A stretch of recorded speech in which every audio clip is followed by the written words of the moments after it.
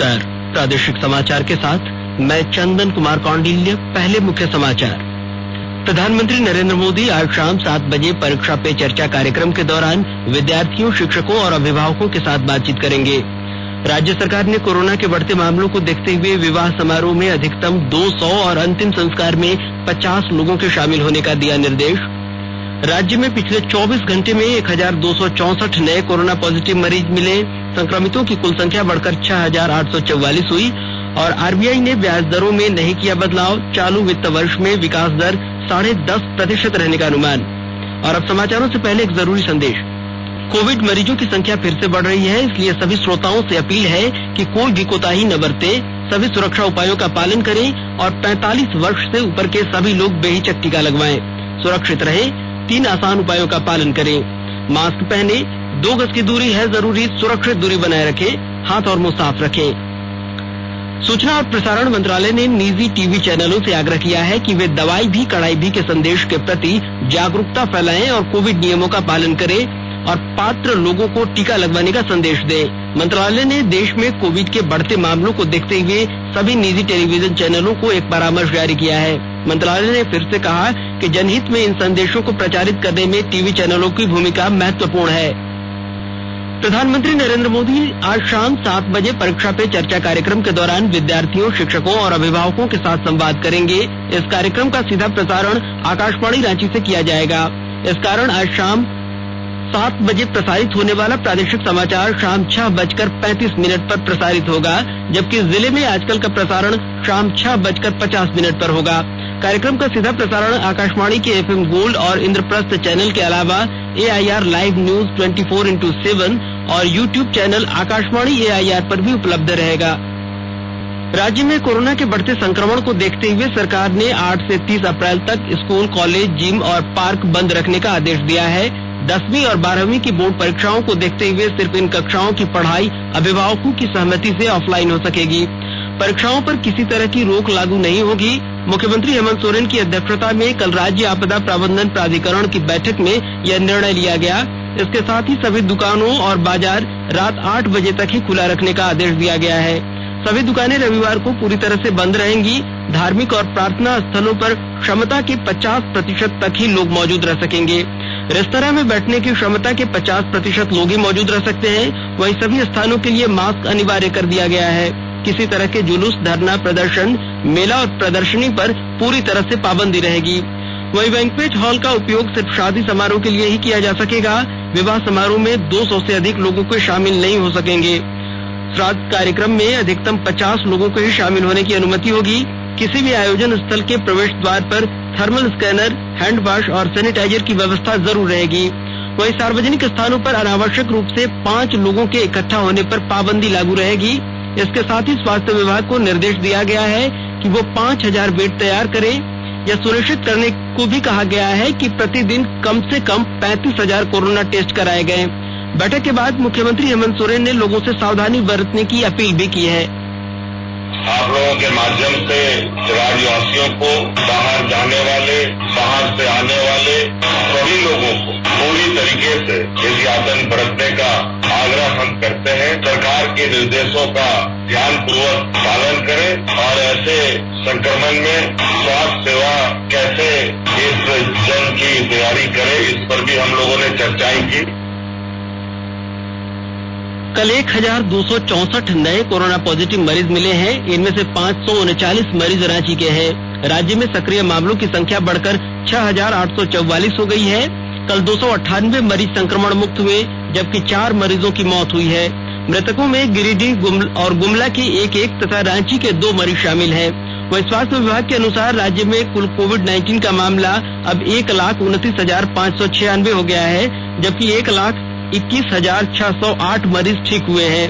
अब तक 1,144 मरीजों की मौत हुई है। कोरोना की रिकवरी रेट 94.52% हो गई है। राज्य में कोरोना वैक्सीन की कमी दूर करने के लिए राज्य सरकार ने केंद्र से वैक्सीन के 10 लाख डोज मांगे थे। केंद्र सरकार ने इससे दोगुने डोज देने की मंजूरी दे दी है। राज्य टीकाकरण पदाधिकारी डॉक्टर अजीत प्रसाद ने बताया कि कोविशील्ड के 20 लाख डोज झारखंड को आवंटित करने की स्वीकृति दी गई है। पहली खेप के रूप में 10 लाख डोज 9 अप्रैल तक पहुंच जाएगी। वहीं शेष 10 लाख डोज 15 अप्रैल तक मिल जाएंगे। कोवैक्सीन टीके का आवंटन नहीं होने के कारण इसका पहला डोज देना बंद कर दिया गया है। जिन लोगों को दूसरा बूस्टर डोज दिया जाना है उनके लिए 4,470 डोज सुरक्षित रखे गए हैं। इस बीच देश में कोविड संक्रमण बढ़ने से रोगियों की संख्या बढ़ गई है। इस समय देश में कोविड के 7,88,000 से अधिक रोगी हैं, जिसके कारण देश में स्वस्थ होने की दर घटकर 92.48% हो गई है। कल 50,000 से अधिक लोग स्वस्थ हुए। देश में अब तक 1,17,00,000 से अधिक लोग इस संक्रमण से ठीक हो चुके हैं। वहीं पिछले 24 घंटों में देश में कुल 96,982 नए मरीज सामने आए हैं। साथ ही 446 लोगों की मौत हुई है। स्वास्थ्य मंत्री डॉक्टर हर्षवर्धन ने लोगों से कोविड संबंधी एहतियातों का कड़ाई से पालन करने की अपील की है। आकाशवाणी के ताजा तरीन समाचारों के लिए आप हमारी वेबसाइट newsonair.com पर लॉग इन कर सकते हैं। ताजा समाचार Twitter handle @AIR News Alerts और Facebook page all India radio news पर भी उपलब्ध है। आप प्रादेशिक समाचार एकांश के ट्विटर हैंडल @AIR News_Ranchi और Facebook page AIR News Ranchi के अलावा YouTube channel AIR News Ranchi पर भी हमारे बुलेटिन सुन सकते हैं। प्रादेशिक समाचार आप आकाशवाणी रांची से सुन रहे हैं और अब पेश है कोरोना से बचाव के कुछ संदेश। कोविड-19 से बचाव और सुरक्षित रहने के 3 उपाय। मास्क लगाएं, 2 गज दूरी है जरूरी, सुरक्षित दूरी रखें, हाथ और मुंह साफ रखें।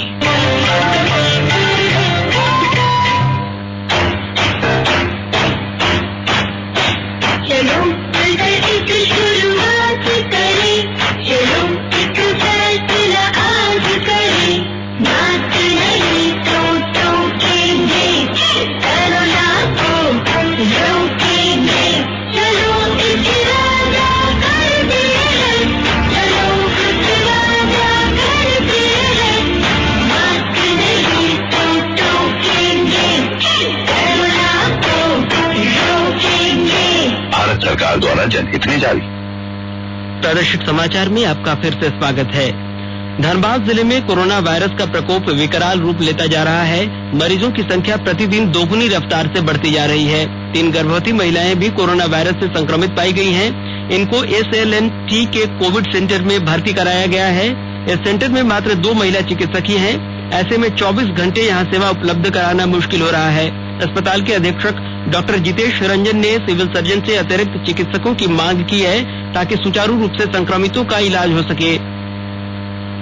इधर गुमला के उपायुक्त शिशिर कुमार सिन्हा ने कोविड-19 के संक्रमण के प्रसार को रोकने के लिए कोविड जांच को अति आवश्यक बताया है।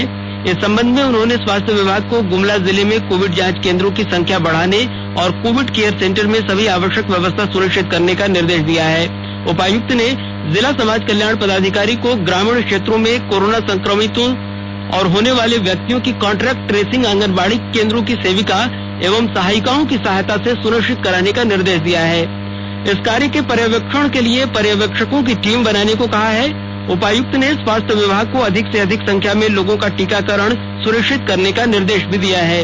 उपायुक्त ने कहा कि अब तक जिले के लगभग 75% फ्रंटलाइन कर्मियों को ही कोविड-19 का टीकाकरण हुआ है, जिसे 100% सुनिश्चित करने की आवश्यकता है। उन्होंने 45 वर्ष से अधिक आयु वर्ग वाले व्यक्तियों से टीकाकरण कराने की अपील की है।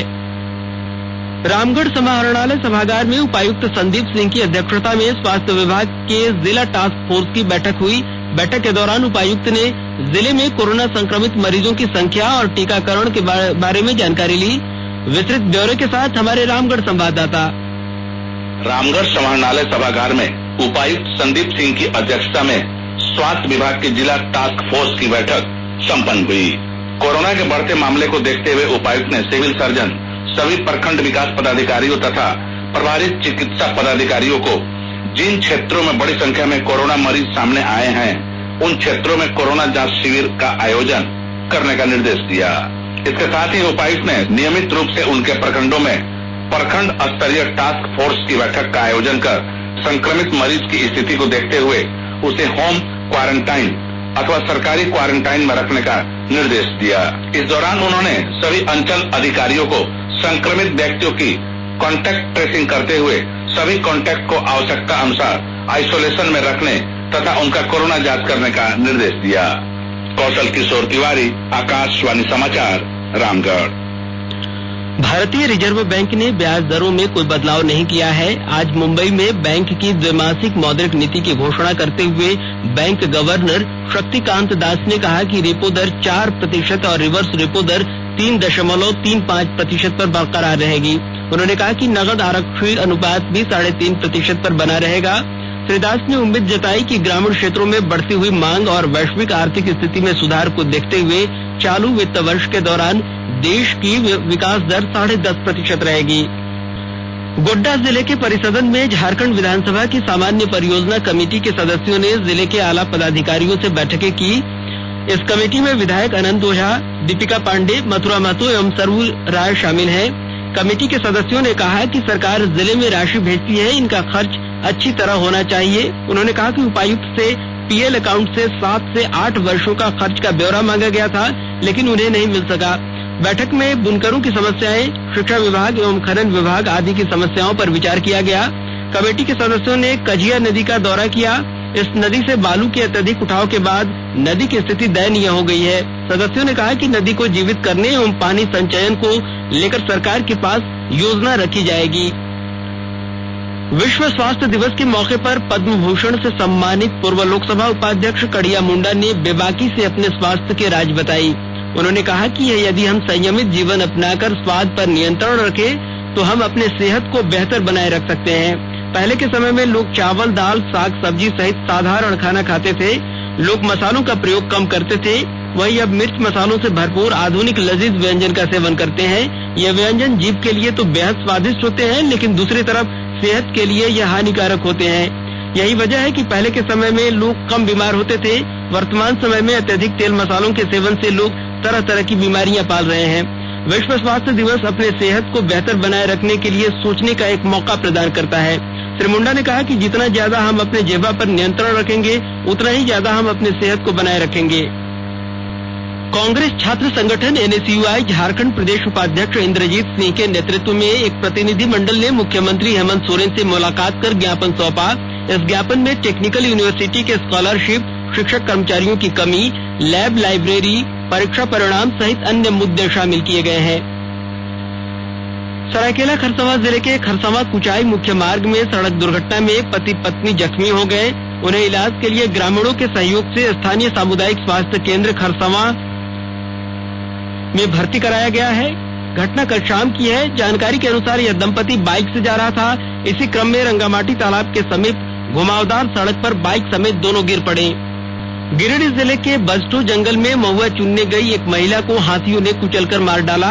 घटना की सूचना पाकर गिरिडीह पूर्वी वन प्रमंडल के वनरक्षी अपने दल के साथ घटना स्थल पर पहुंचकर मामले की जानकारी ली। उन्होंने मृतकों के परिजनों को तत्काल 25,000 रुपए दिए। वहीं पोस्टमार्टम एवं एफआईआर के बाद बाकी 3,75,000 रुपए और देने की बात कही गई है।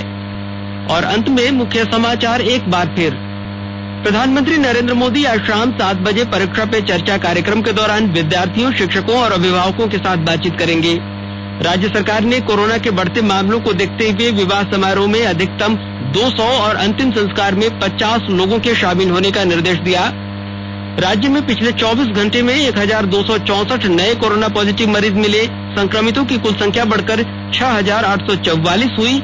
और आरबीआई ने ब्याज दरों में नहीं किया बदलाव। चालू वित्त वर्ष में विकास दर 10.5% रहने का अनुमान।